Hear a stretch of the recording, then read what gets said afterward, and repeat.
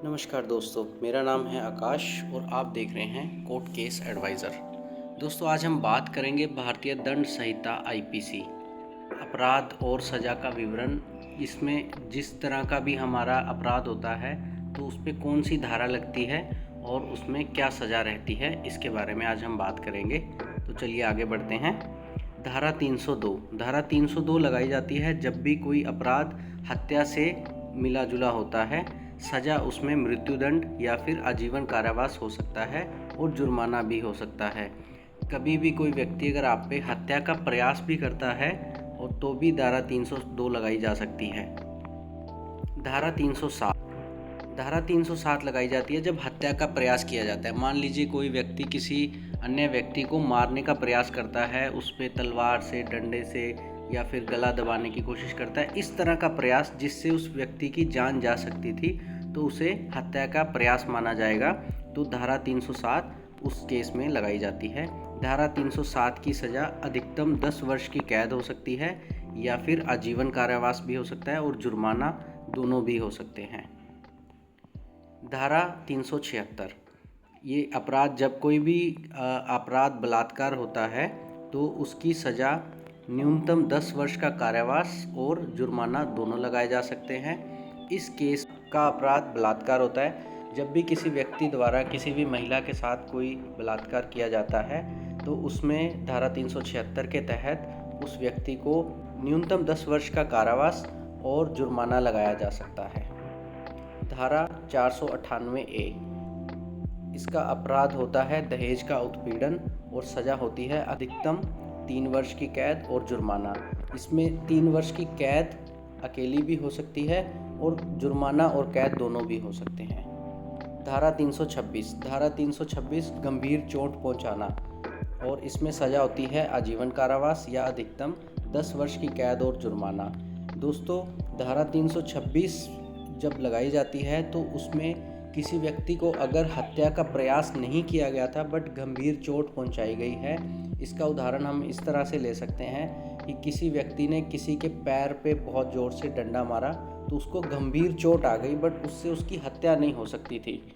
तो इस तरह से धारा 326 लगाई जाएगी।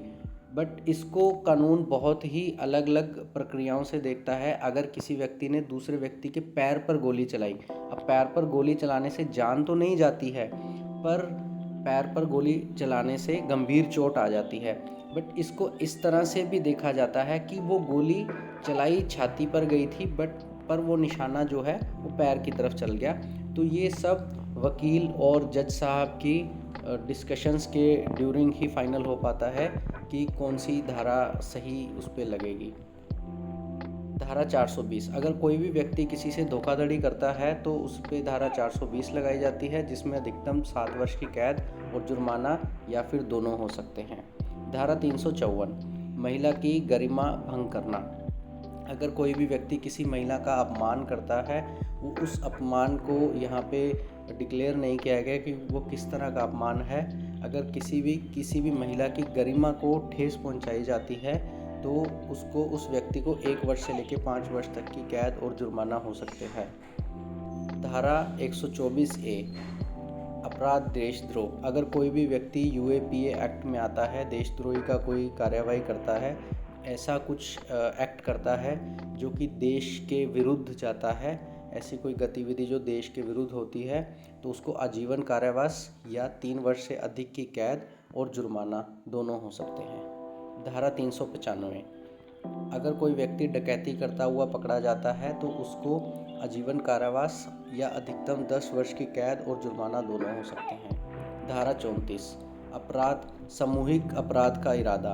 अगर कोई भी व्यक्ति अन्य व्यक्तियों के साथ मिलकर कोई अपराध करने की योजना बना रहा है और वो पकड़ा जाता है तो उसके ऊपर धारा 34 लगाई जाती है और उसको अपराध की प्रकृति के अनुसार सज़ा मिलती है।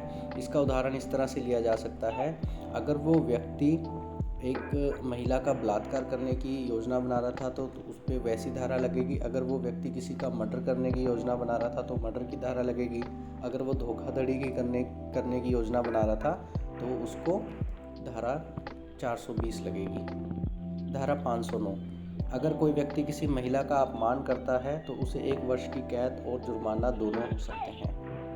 धारा 279, अगर कोई व्यक्ति लापरवाही से वाहन चलाता है जिसमें किसी को चोट आ सकती है या किसी की जान जाने का खतरा हो सकता है तो उस व्यक्ति को 6 महीने तक की कैद या जुर्माना या दोनों हो सकते हैं। धन्यवाद दोस्तों।